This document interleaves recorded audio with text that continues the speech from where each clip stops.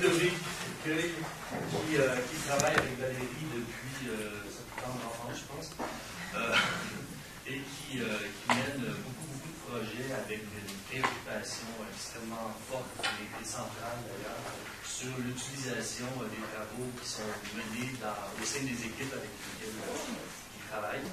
Et puis, il va vous présenter un projet extrêmement novateur et donc intéressant pour nous. Ouais, donc, Ludovic, je ne suis pas chercheur, je suis un simple gestionnaire de projet, mais effectivement centré sur le transfert des connaissances. Je travaille en Afrique de l'Ouest, donc dans une région où les niveaux d'utilisation des services de santé sont très très bas, extrêmement bas, parmi les plus bas du monde, ce qui pose un certain nombre de problèmes au niveau de la santé des populations et qui s'explique en partie par un certain nombre de barrières, dont la barrière financière et pour partie le paiement au point de service, le fait de demander d'avoir instauré un paiement dans des contextes où la majorité des gens sont pauvres ou extrêmement pauvres. Donc 4 partenaires dont je vais parler après ont décidé au Burkina Faso, dans 2 districts, environ 500 000 personnes, d'expérimenter la suppression du paiement direct, donc dans un pays, et dans le cadre d'une politique nationale de santé qui est plutôt assez conservatrice avec ce type de stratégie. Par exemple, les ARV n'ont été décrétés gratuits au Burkina Faso que depuis 2010-2011, alors que dans pas mal de pays d'Afrique, c'était gratuit déjà depuis un certain nombre d'années. Donc, un partenariat autour du transfert de connaissances avec 4 partenaires.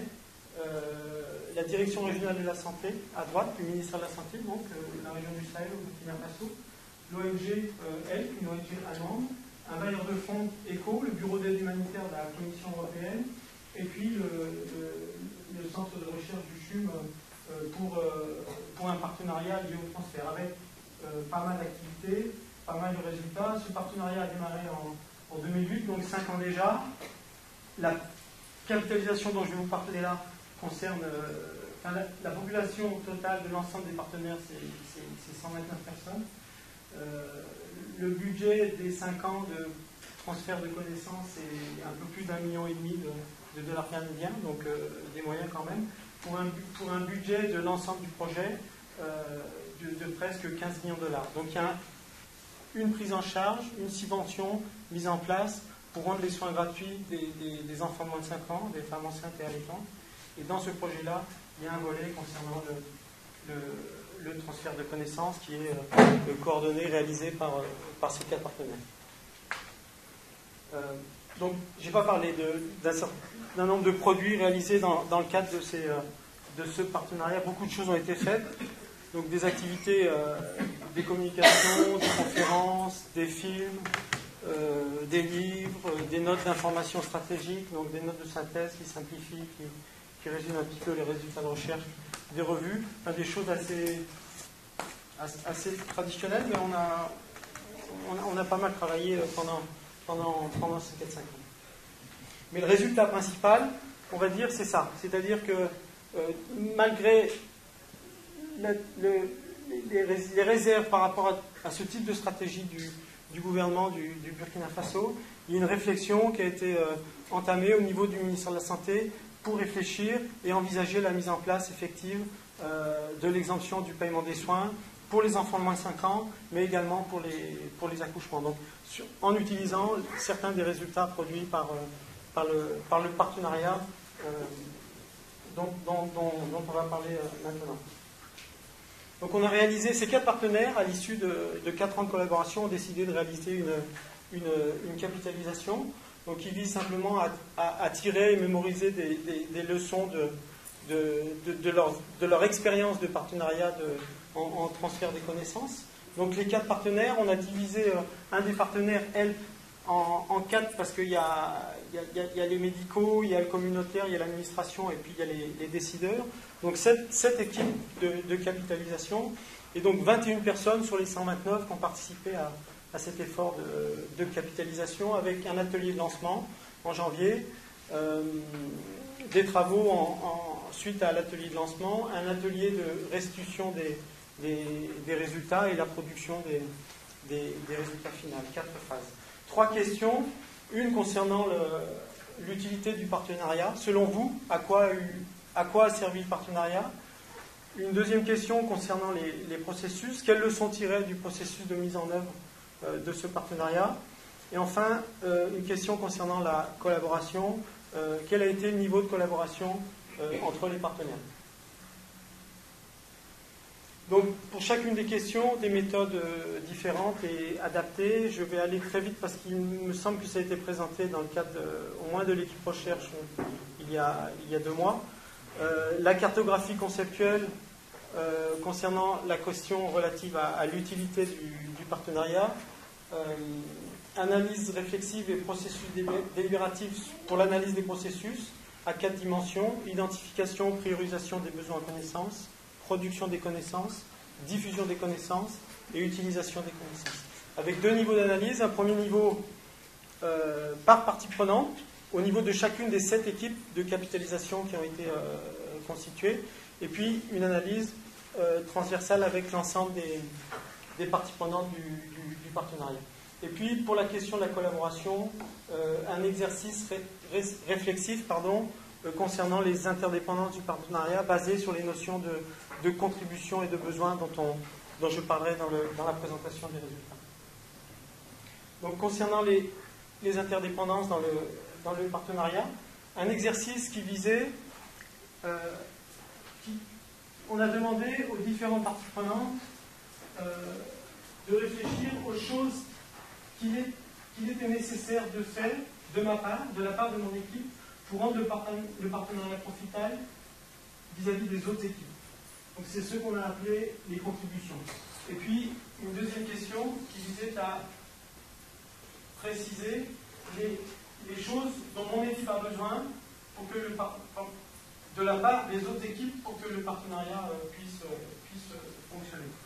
Donc, une fois qu'on a réalisé cet exercice, on traite les données, on a des accords entre les besoins exprimés par les uns et les contributions proposées par les autres, un résultat global qui est relativement faible, donc une interdépendance opérationnelle qui est plutôt basse, et puis, à contrario, des contributions solitaires sur des choses que je pense qu'il est nécessaire de faire pour les autres parties, mais que les autres parties n'ont pas considéré comme nécessaire à leur bonne collaboration, relativement haute, et même chose inversement pour les besoins orphelins.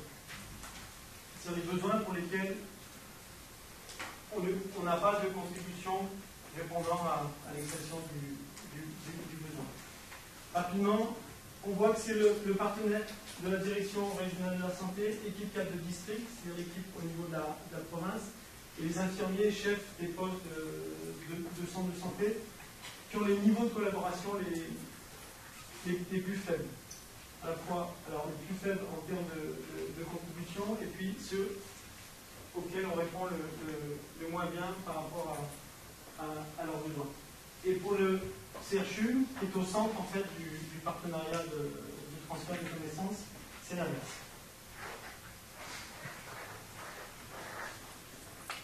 Concernant maintenant les processus de mise en œuvre du partenariat, on a travaillé à partir des 4 dimensions présentées dans le cadre de la section méthode. Donc je vais simplement donner quelques-uns des résultats qui ont été produits pour chacune des dimensions. Au niveau de l'identification et de la priorisation des besoins en connaissance, ça a été l'étape, selon l'ensemble des parties prenantes, la moins participative. Cela s'explique du fait que les questions méthodologiques sont un petit peu complexes, et puis il y a également des questions de ressources, qui fait qu'il est difficile d'être très très participatif sur cette étape. Des grosses contraintes aussi au niveau du calendrier de planification. On a parlé du bailleur de fonds, qui est le Bureau d'aide humanitaire de la Commission européenne, donc un bailleur de fonds d'urgence. Donc différentes phases d'un projet, de 10 mois, de 6 mois, de 8 mois, et à chaque fois on devait élaborer une stratégie méthodologique adaptée pour les différentes phases qui se sont succédées. Mais globalement, l'ensemble des parties prenantes considèrent que cette dimension a été relativement réussie dans le sens où la plupart des questions qui sont posées par rapport à la stratégie qui a été expérimentée trouvent des réponses dans le cadre de nos activités de partage des connaissances. Au niveau de la production, un mode opératoire relativement efficace avec une répartition des rôles entre la direction régionale de la santé, l'ONG et puis le centre de recherche. Je ne détaille pas. Une demande d'implication très forte dans les activités de recherche, de production de connaissances, de la part des acteurs qui ne sont pas de la recherche. Donc évidemment, pour des questions de compétences, d'externalité, de disponibilité, c'est pas possible. Mais les activités de type partage d'expérience et recherche-action ont été particulièrement appréciées. Ça leur permettait, eux se concentrent sur la mise en œuvre, mais ça leur permet, avec ce genre d'approche, de participer également aux activités de production de connaissances. Quelques frottements sur certains résultats, c'est-à-dire des résultats de recherche qui globalement valorisaient l'intervention, donc tout le monde s'y retrouvait, mais quand il y a eu quelques résultats qui étaient potentiellement dévalorisants ou qui pouvaient poser problème, comme l'étude sur la charge de travail des agents de santé, c'était un petit peu plus difficile à accepter. Au niveau de la diffusion des connaissances, donc le constat d'un besoin de planification et de ressources pour cette dimension-là, d'adapter les outils utilisés pour transférer les connaissances en fonction des niveaux d'intervention local, national, international, et surtout en fonction des groupes cibles, c'est-à-dire du niveau communautaire, groupe de femmes ou comité de gestion des centres de santé jusqu'au ministère de la Santé au niveau central ou aux partenaires techniques et financiers tels que la Commission européenne. Des difficultés pour vulgariser certains résultats et des difficultés pour atteindre les vrais décideurs. On est dans un contexte où la pyramide décisionnelle est très concentrée vers le haut et les décisions ne sont prises que par les personnes qui sont, comme on dit, tout en haut de là-haut. Voilà. Pour l'utilisation des connaissances, particulièrement complexe, parce qu'avec une approche santé publique, on va dire, oui, vous avez affaire à... Vous tombez sur le terrain idéologique, c'est une question qui est très très liée aux valeurs, c'est ces questions d'exemption de paiement. Un niveau d'utilisation à la fois à l'intérieur du partenariat et à l'extérieur, avec, je l'ai dit, différents niveaux et différents groupes cibles, pardon. Et puis des limites dans l'approche transfert de connaissances pure et dure. C'est-à-dire qu'à un moment donné, pour faire passer un certain nombre de messages, entre guillemets, on était obligé de s'allier avec des ONG qui étaient de type plaidoyer, Amnesty International, le réseau Accès aux médicaments essentiels, etc., qui eux ont une autre approche qui est complémentaire avec celle qu'on peut avoir sur du transfert de connaissances. Maintenant, concernant l'utilité du partenariat, donc la cartographie conceptuelle, 106 énoncés ont été produits par l'ensemble des participants.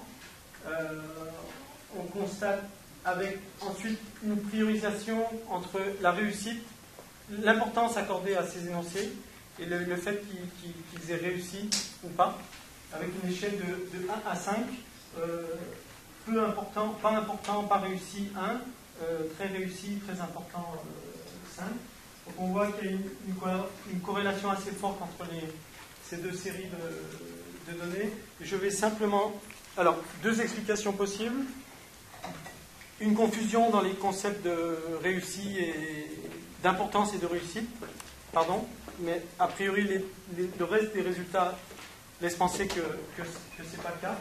Peut-être une capacité d'analyse autocritique qui fait qu'on a l'impression d'avoir réussi ce qui était important, étant donné qu'on était dans un exercice de capitalisation et qu'on est à la fois jugé partie d'une certaine manière. Voilà, les 13 énoncés considérés comme les plus importants et les plus réussis sont les suivants. Je ne détaille pas, c'est très, très lié au plaidoyer sur le droit à la santé, l'alimentation du débat sur la gratuité. Et puis on va apparaître ici, alors je le mentionne parce qu'après dans la cartographie on le retrouve, assurer la visibilité de l'intervention au cadre de la loi, des choses qui ne sont pas directement liées au transfert de connaissances, mais qui ont pris, semble-t-il, de l'importance dans le partenariat avec ce genre d'intervention. Ici, vous avez la cartographie conceptuelle, en tout cas les éléments constituant la cartographie conceptuelle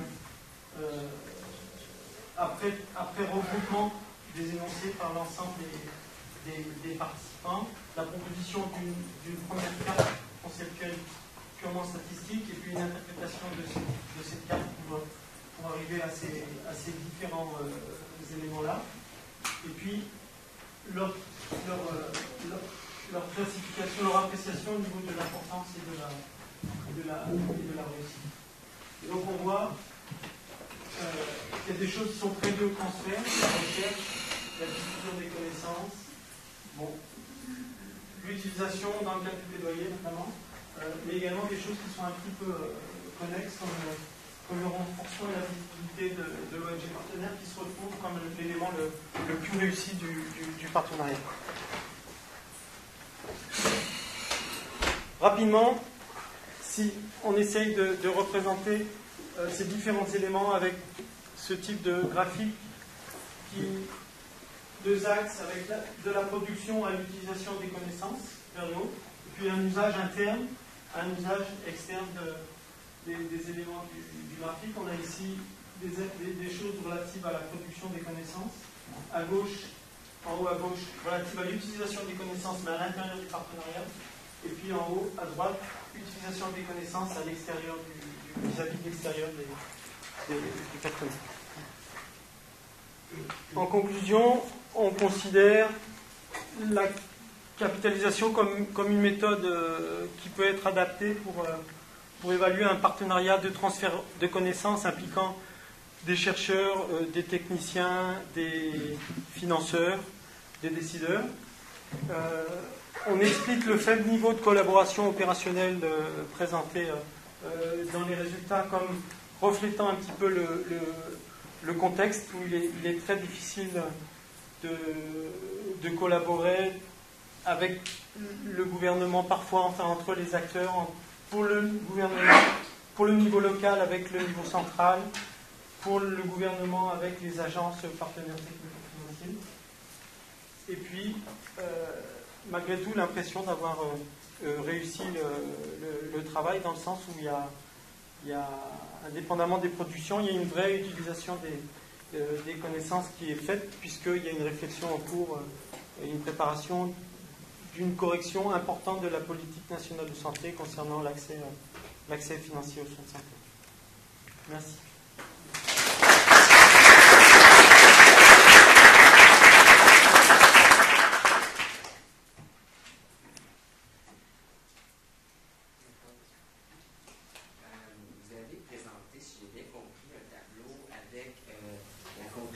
Que les chercheurs font pour leurs propres besoins, la contribution des partenaires font pour leurs propres besoins, la contribution conjointe. C'est-à-dire qu'on a chacune. Ouais, c'est ça. Ce tableau-là, ouais. On a chacune des équipes pour essayer de répondre à deux questions. La première, devait lister les éléments qui considéraient à leur niveau comme nécessaires pour que le partenariat fonctionne avec les autres. Moi, je suis de l'Université de Montréal. Je dis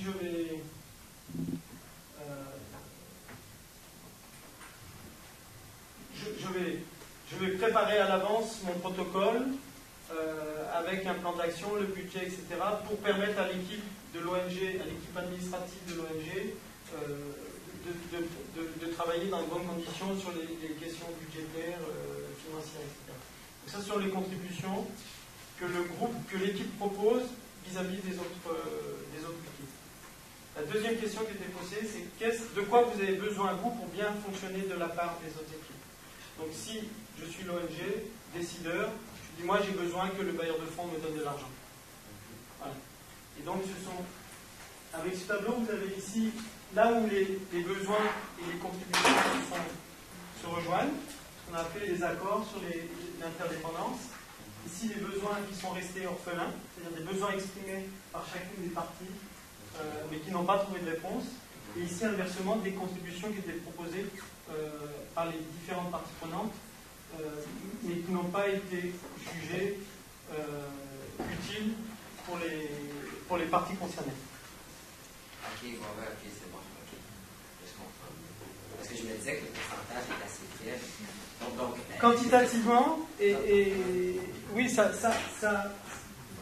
reflète une interdépendance opérationnelle relativement faible. C'est-à-dire que les gens ont plutôt travaillé, les différentes équipes ont plutôt travaillé. Il y a plus une répartition des tâches qu'une grande collaboration pour réaliser la plupart des activités.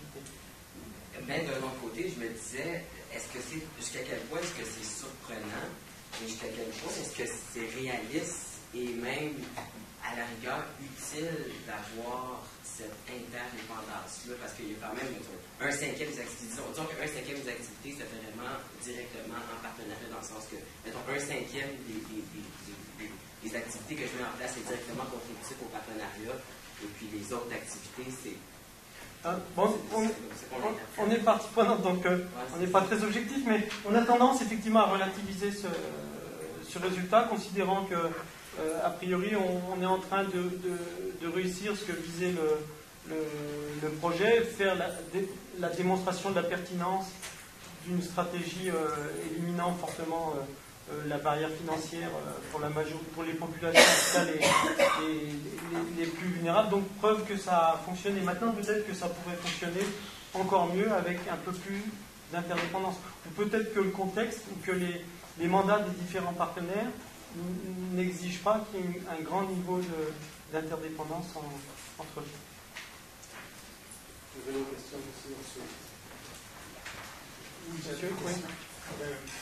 Vous avez utilisé la capitalisation pour évaluer le degré de partenariat, l'implication des partenaires dans le transfert de connaissances.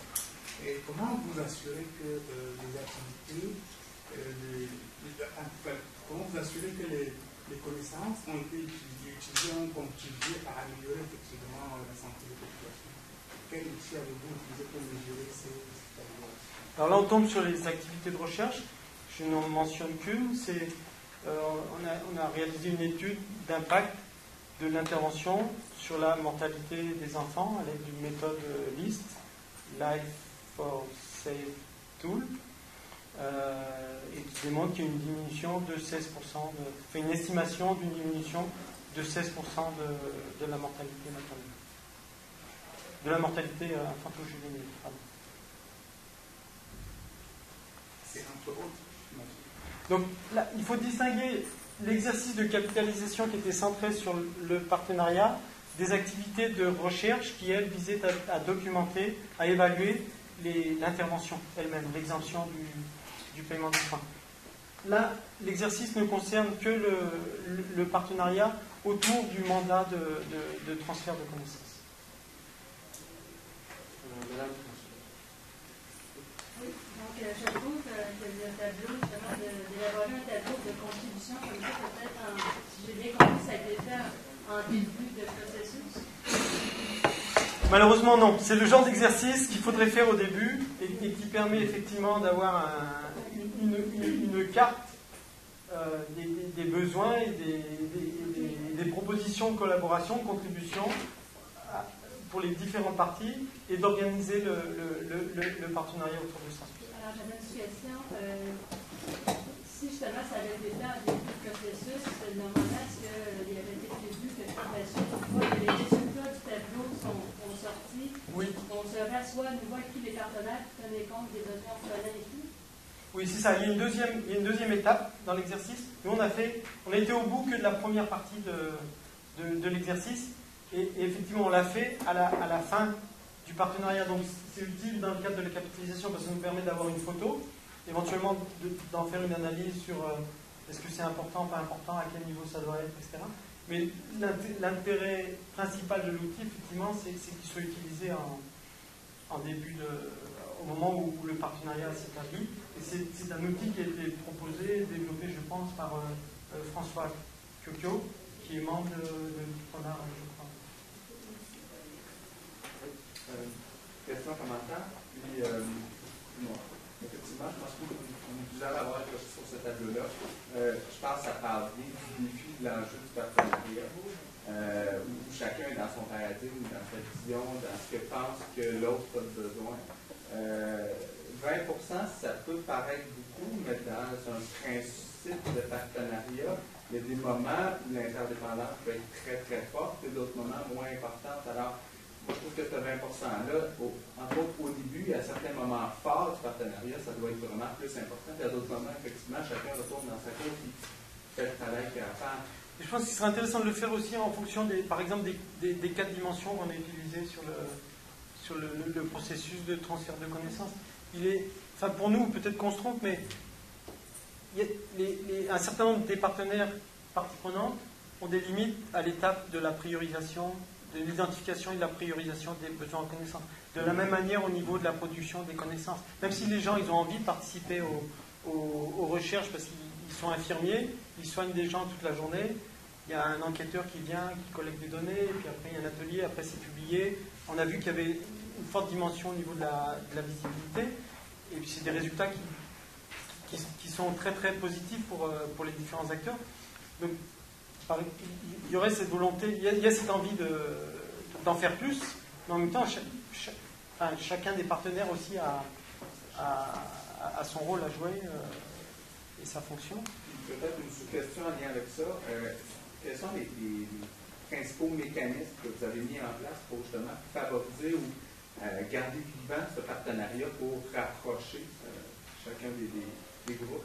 Alors, il y a des cadres de concertation qui concernent l'ensemble du projet. C'est qu'une partie du projet, la partie transfert de connaissances. Donc, il y a des cadres de concertation réguliers entre les acteurs terrain, ceux qui mettent en œuvre la subvention, l'exemption du paiement, à la fois les gens de l'ONG et puis de la direction régionale de la santé au niveau district, et puis les agents de santé également. Et puis nous, au niveau des activités de recherche, ce qui marchait le mieux avec les intervenants au niveau terrain, c'était des ateliers de restitution, partage des résultats de recherche. Quand on avait les premiers résultats de recherche, il y avait des ateliers organisés avec des représentants de l'ensemble de ces acteurs qui visaient, à améliorer nos résultats, à leur faire prendre connaissance des résultats produits après qu'il y ait tel enquêteur qui soit passé pour récolter, pour des entrevues, pour prendre des données dans les registres de santé, etc.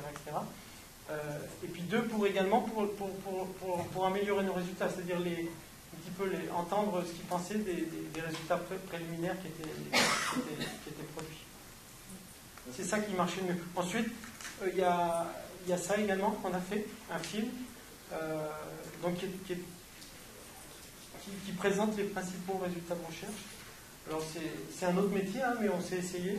Et puis, regardez, dites-nous ce que vous en pensez.